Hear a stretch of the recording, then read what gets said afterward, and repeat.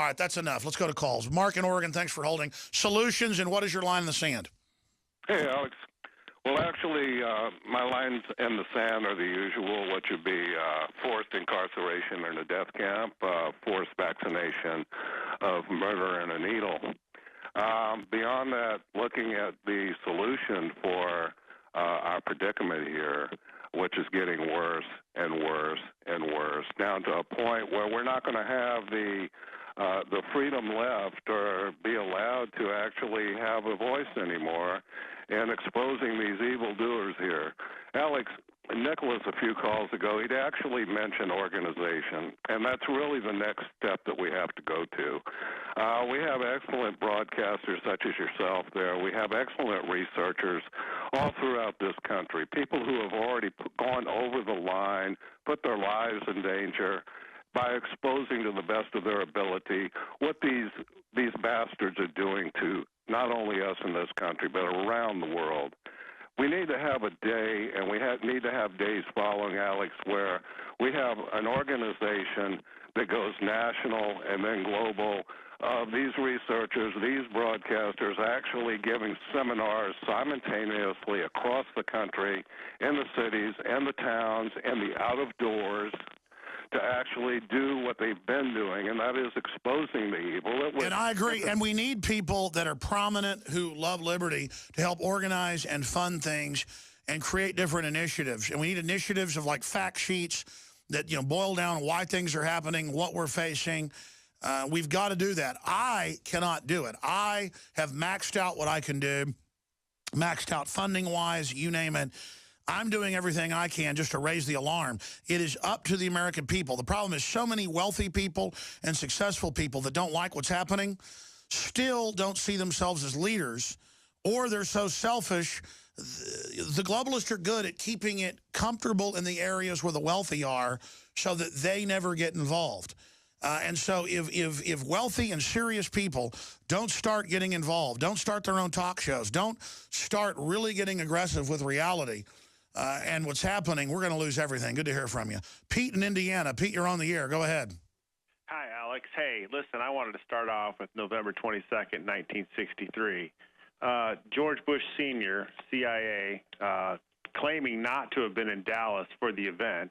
The big event is what they called it. Later on, through his dealings and the Warren Commission, how many people were advanced in their positions due to their involvement in the Warren Commission, Gerald Ford, for example. Then, his presidency, and then Bill Clinton, and then, of course, G.W. Bush. And nor Dick Cheney, after serving 2 terms in office, never showed up for the GOP convention. Why would that be? And now we're hearing signs, or hearing, the rumor that, Jeb Bush is going to go for 2016. That's right, and it's up on drudgereport.com. Conservatives moved to thwart Jeb. They're really trying to push Jeb Bush. Rick Perry leads in some of the major polls, but conservative leaders gang up to block Jeb Bush, say he opposes Reaganism. That's actually true. Not that Reagan was perfect, but boy, a lot better than the Bushes. Another Bush. We are not a dynasty. No more Clintons, no more Bushes. Give me a break. But here's the article. Rick Perry leads the way in Iowa. So go ahead. I would just like to say, there's the old saying, fool me once, shame on you. Fool me twice, shame on me. Fool me 3 times, I'm a complete idiot, yeah. We're not complete idiots, and the way that George Bush actually did, win the elections on both. It was 2000 and 2004. So you're saying your line in the sand is another Bush dynasty, but then the question is, what do you do after the line is crossed? See, go burn down a Papa John's or something? We've got to identify who's running this whole deal so they can be prosecuted. Here's Louis Farrakhan. Now, as long as they kill us and go to Wendy's and have a burger and go to sleep, they're going to keep killing us. But when we die and they die, then soon we're going to sit at a table, or we'll tear this damn country up. I could talk for an hour about that statement. A, Louis Farrakhan knows his base. He knows that's what people want to hear. B, how does burning down your own neighborhood do anything? I mean, if the cop really killed him in cold blood and the witnesses said that, I genuinely think that the jury, the grand jury, would have indicted him.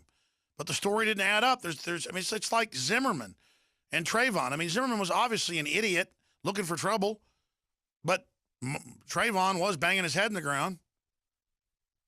But it doesn't matter. I mean, even if Zimmerman would have been a racist and killed him, it doesn't mean that randomly white people, at Wendy's need to be targeted. I mean, I'll assure you, the average white person that I know can't even fight their way out of a wet paper bag. They're not, and they're certainly not wanting to kill black people. I mean, here's the deal. If I got on TV and I talked like that, they would send people after me, and I wouldn't be on air very long. I just don't know how Louis Farrakhan gets away with that, because he does have a lot of followers. And by the way, Louis Farrakhan said nice things about me, so that's pretty weird. He liked it when I said, you try to take our guns, 1776 will commence again. Well, that's legitimate when you try to take a general right away from the public. The government is illegitimate at that point, and every time tries to enslave. So maybe Farrakhan really believes what he's saying. And I guess he went through a lot of racism growing up in New York, so maybe he's just mad. I mean, my issue is I've dealt with racist black people growing up in Dallas. I bet money, because I've read about Farrakhan. I didn't hear any stories about him being racially attacked when he was a kid. I bet money Louis Farrakhan has not been attacked 1/100th racially as much as I've been. I mean, sure, not allowed to go in hotels or restrooms, and that's terrible. That's horrible. That's much worse overall. But when it comes to, I'm going to beat your head in, cracker, I've been in a bunch of fights with racist black people that said they were attacking me for no reason, but that I was 170 pounds and they were 230 pounds, and they wanted to beat up a white person. And, but I didn't just hate black people because there's racist black people out there, any more than black people shouldn't blame white people for the Klan. It's just so frustrating to hear Louis Farrakhan up there saying that. And look, I don't want violence in a revolution, but it does come down to the point where a shooting war will start, and I'll talk about it next hour. I promise. And it will cause the police not to come out of their police departments, and it'll set up checkpoints, and then that'll be the new way of life in America, and secret police out disappearing people, and it will corrupt the police more in response to the Civil War. And then they'll bring in the UN forces and the corporate forces and the mercenaries behind them. See, that's really the plan. So Louis Farrakhan is right that you will see a complete hands-off attitude towards black people if black people started going after the police. But see, that's already going on. That's why crime's so high in those areas, because the cops don't want to respond. They don't want to be called racist or get shot at. So it'll make the black community much worse. And let me tell you, the average cop is like a social worker. They do not want to hurt black people or anybody else. We'll be back. I'll be honest with you, as I always am. It gives me a headache when I think about talking about a civil war and how it could start, how it will unfold, what the globalists are going to pull, what their master plan is, one of their prime plans. I'm going to do that in the next segment, then continue with your calls. And I will get into the latest on the economy, on gas prices. Amazon unveils army of robots to deal with the Christmas surge. I want to get into VIP pedophile ring, abused teenage boy inside Buckingham Palace and Balmoral Castle. And I'm going to explain why that's so important coming up. Right now, let's go back to your calls. Let's talk to Mark in New Jersey. What's your line in the sand? My line in the sand, Alex, is definitely the camps. I grew up outside of Philadelphia, Pennsylvania, in a Jewish neighborhood, and I had a lot of elderly Jewish neighbors who were survivors of the death camps in Poland and in Germany. One couple, my next door neighbors, they were in Dachau, and he used to always tell me, he would tell the kids in the neighborhood, we would be playing outside, and he would call us over and let us know two things that we always had to remember. Never get on trains when the government tells you, and when they tell you to load up on the trucks, never do that.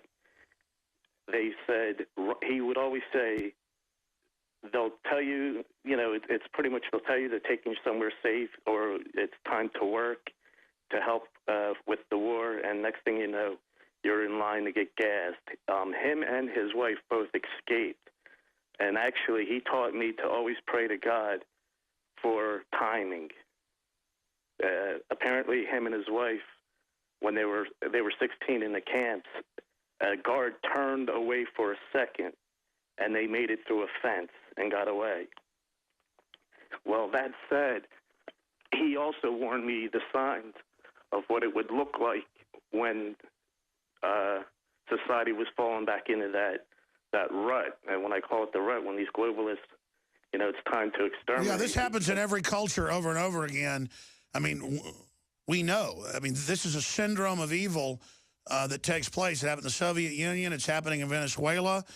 And it's really because there's an elite appetite to round up and control people. The weatherman that trained Obama, on record in court, admitted they had a plan to put 50 million Americans in forced labor camps and kill half of us. I mean, it's just so diabolical. People can't wrap their minds around it. And they're not going to call them camps. They're going to call them emergency centers. Remember that TV piece on the clergy response teams where the preacher says on NBC, do what's required of you, go to the facility, take the shots, you know, go to the center. They've got the preachers ready for this. And why would they be building these FEMA camps and training for this if they weren't planning something? That's my point. Always said that it would happen after the generation of the World War II people die off, and here we are. Here we are again. You know, there's a handful of them left. And, you know, unfortunately, nobody listens to them. Well, I wouldn't want to be a communist or Nazi survivor and see the cameras, the black uniforms, the spying, the checkpoints. Again, a horrible police state coming from the globalists. But they want us to blame the police to play into a war with them, which is self-fulfilling, instead of educating the police. But now with Ferguson and all this, see, it legitimizes the federalization. And notice Obama is out saying, we need to talk about federalization. Feds reaching out. In fact, we print that article you had up earlier. That's his solution when federalization is what helped do this in the beginning. I appreciate your call. We're going to talk to Indigo. And we're going to talk to Brian, Liz, Dan, and others. Toll-free number to join us, 800-259-9231. What is your line in the sand? Do you think we can avert civil war? It's clear as the nose on my face and your face that the Democratic Party and the establishment media is trying to cause a race war in this country. I got stacks of reports of whites being beaten to death with hammers in Missouri and people being robbed, women being attacked. I mean, it's bad, and CNN says it's legitimate, and Time says it's good.